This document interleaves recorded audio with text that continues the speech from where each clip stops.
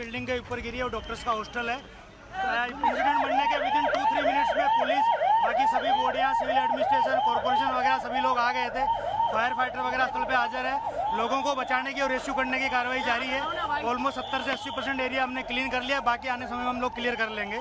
मैं सभी मीडिया के मित्रों से रिक्वेस्ट करता हूँ, सभी हमसे सहयोग करें। जितनी पुलिस और उसके अलावा जितनी भी agency, army, BSF, CISF, corporation, collector office के सभी स्टाफ सभी यहाँ काम में लगे हुए हैं। प्लीज़ हमसे सहयोग करिए और थोड़ी सी हमारे लिए जगह बना के रखिए ताकि हम एम्बुलेंस को ग्रीन कॉरिडोर बना के हॉस्पिटल तक पहुँचा सके। Thank you. तो आप सुन रहे थे, वहां पर पुलिस अधिकारियों की तरफ से ये जानकारी दी जा रही है। किस तरीके से, सुन लेते हैं जरा और प्रत्यक्षदर्शी। अच्छा, मैं बता देती हूँ आपको तब तक। पुलिस की तरफ से यही बताया जा रहा है कि वो जिस हिस्से पर गिरा है विमान का हिस्सा, जिस इमारत पर गिरा है विमान का हिस्सा, वो दरअसल डॉक्टर्स का हॉस्टल है, जिसके बारे में अभी कुछ देर पहले हमारे सहयोगी रौनक पटेल भी जानकारी दे रहे थे कि वो डॉक्टर्स की मेस है। डॉक्टर्स जो है वो नीचे खाना खा रहे थे जिस वक्त ये विमान का अगला हिस्सा आकर उसी इमारत पर गिरता है जहां पर डॉक्टर्स का हॉस्टल, डॉक्टर्स की मेस, और इसी वजह से जो हताहत हुए हैं उनका आंकड़ा और बढ़ रहा है। इस बीच देखिए कैसे वो राहत कार्य जब आगे बढ़ रहा था तो जो घायल हैं उनको लेकर जाने में जुटे हुए वहां पर जो बचाव कर्मी हैं वो जुटे हुए नजर आ रहे हैं। और आग पर काबू पाना ये सबसे बड़ी चुनौती थी, क्योंकि जो विमान है वो तो पूरी तरीके से आग के गोले में तब्दील हो गया था।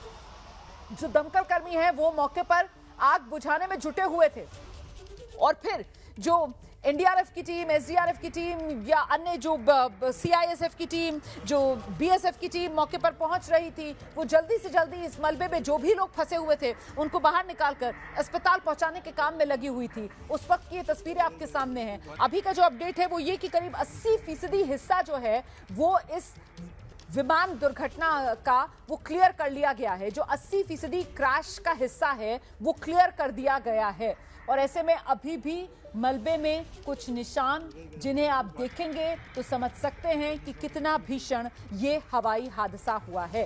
हेल्पलाइन नंबर्स जो जारी कर दिए गए हैं, एयर इंडिया की तरफ से भी हेल्पलाइन नंबर्स जारी किए गए हैं। अहमदाबाद एयरपोर्ट फिलहाल बंद कर दिया गया है, किसी भी तरीके की उड़ान बंद, ना कि कोई विमान लैंड हो रहा है, ना ही कोई विमान टेक ऑफ कर रहा है। और ये पूरा रास्ता यहाँ पर सिर्फ और सिर्फ एम्बुलेंसेज जो हैं वो आती जाती नजर आ रही हैं, और साथ ही जो दमकल की गाड़ियां हैं वो कतारबद्ध तरीके से यहाँ पर खड़ी हुई नजर आ रही हैं। अभी तक एक के बाद एक 80 के करीब जो लोग हैं उनको इन्हीं एम्बुलेंसेज के जरिए यहाँ सिविल अस्पताल में लाया गया है। ये सिविल अस्पताल जो है ये भी अहमदाबाद के एयरपोर्ट के बहुत नजदीक है, और इसी सिविल अस्पताल का जो पूरा परिसर वाला इलाका है वो परिसर का इलाका तो एयरपोर्ट की और नजदीक पहुंच जाता है। और उसी परिसर में जो डॉक्टर्स का हॉस्टल था, वहीं डॉक्टर्स का हॉस्टल भी इस विमान